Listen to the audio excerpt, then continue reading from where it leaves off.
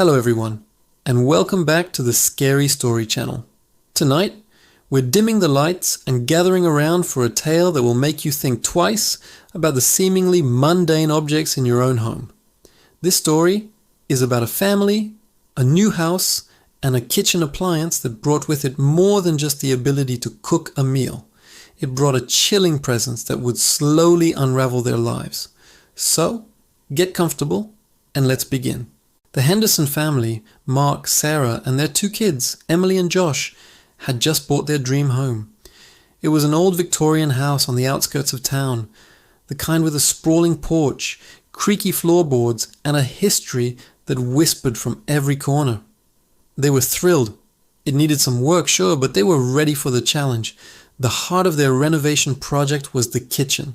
It was dated, with mustard yellow countertops and dark wood cabinets, but in the center of it all stood a magnificent, if slightly rusty, antique-style cast-iron stove. It was a beast of a thing, black and ornate, with 6 burners and 2 large ovens. The previous owners had left it behind, saying it was too heavy to move. Sarah, who loved to cook, was immediately drawn to it. She imagined big family dinners, the smell of baking bread filling the house. "It has character," she'd said to Mark, running her hand over its cool, metal surface. Mark agreed. With a good cleaning and a bit of restoration, it would be the centerpiece of their new kitchen. The first few weeks were a blur of unpacking boxes and painting walls. The stove was cleaned until it gleamed. Sarah couldn't wait to use it. The first meal she decided to cook was a simple roast chicken, a family favorite. She preheated the oven, the old appliance groaning to life with a low hum. As the aroma of rosemary and garlic began to fill the kitchen, a strange thing happened. The lights in the kitchen flickered just once. Mark, who was in the living room, called out, "Everything okay in there?" Sarah just shrugged it off. "Just the old wiring, I guess," she replied. The chicken came out perfectly cooked, and they all agreed it was the best roast they'd ever had. But that was just the beginning. Little oddities started to center around the kitchen, specifically around the stove.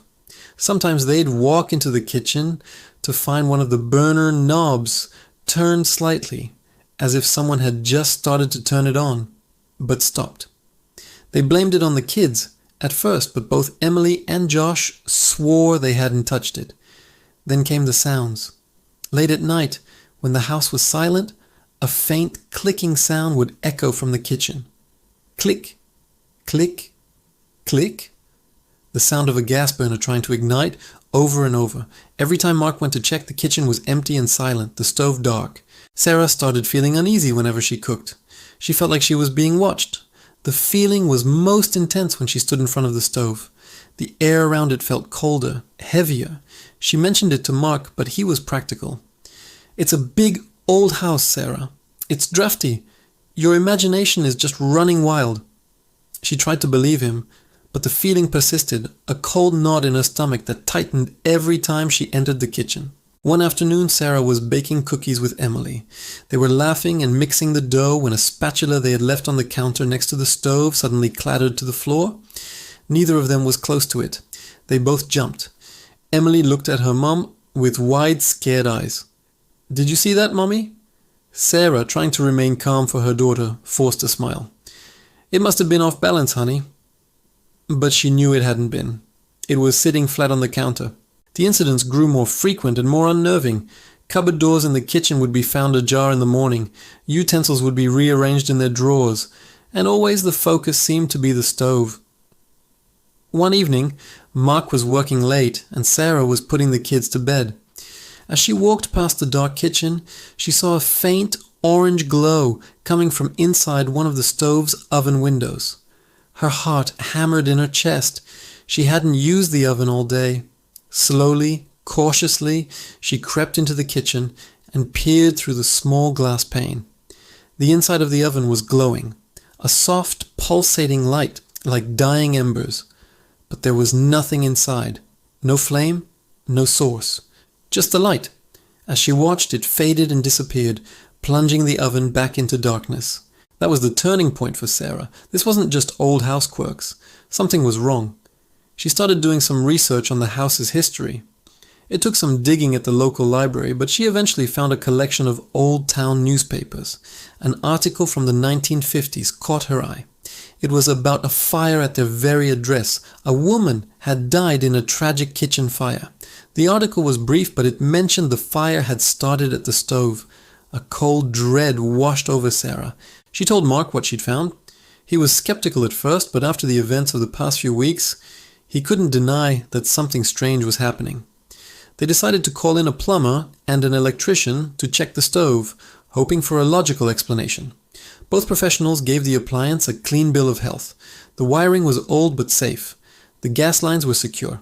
There was no technical reason for the clicking, the flickering lights, or the phantom glow. The activity escalated. The smell of something burning would often waft from the kitchen, even when the stove was often cold. It was a sharp, acrid smell, like burnt food, but there was never any smoke. Josh, their son, started having nightmares. He'd wake up screaming, talking about a hot lady in the kitchen. He said she was always standing by the black box and that she was angry. One night, the family was woken by the piercing shriek of the smoke alarm. They rushed downstairs, hearts pounding, expecting to see flames. The kitchen was filled with a thick, grey haze, and the smell of burning was overwhelming. But there was no fire. The stove was cold. The smoke, or whatever it was thickest around the stove, swirling in the air before slowly dissipating.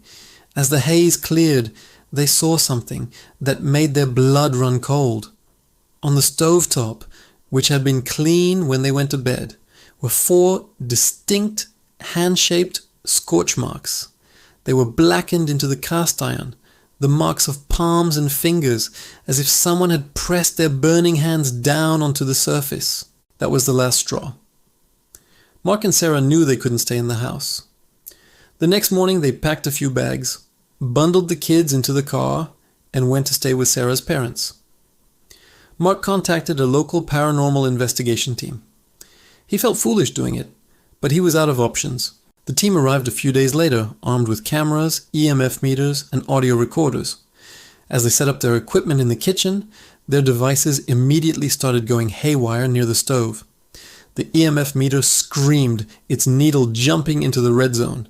The investigators felt the same oppressive cold spot Sarah had described. They conducted a recording session that night.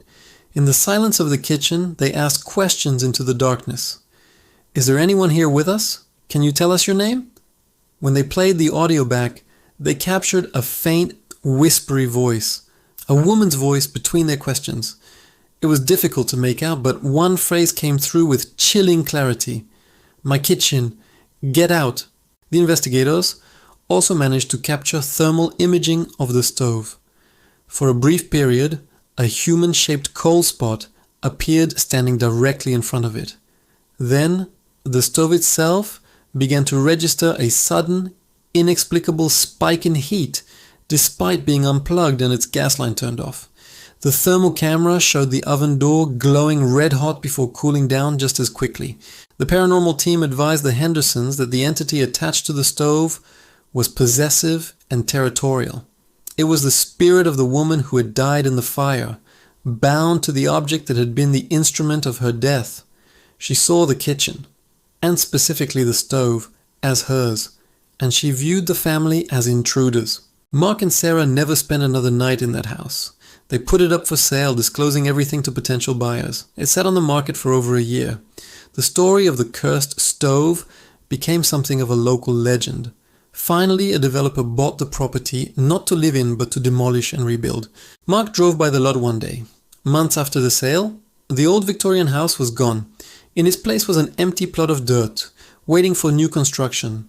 But in the very center of the lot, right where the kitchen would have been, sat the old, black cast iron stove.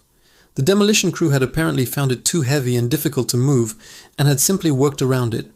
It stood there alone, a dark monument in the middle of the empty land, waiting for a new kitchen to be built around it, waiting for a new family. So the next time you find a bargain on a vintage piece for your home, or you move into a place with forgotten belongings left behind, you might want to consider its history. Some objects hold more than just memories. They hold echoes of the lives and the emotions of those who came before. And sometimes those echoes don't want to be disturbed. Thanks for listening. If you have a story you'd like to share, send it to us. You never know. It might be featured in a future episode. Don't forget to like, subscribe, and hit that notification bell so you don't miss our next scary story. Stay safe out there.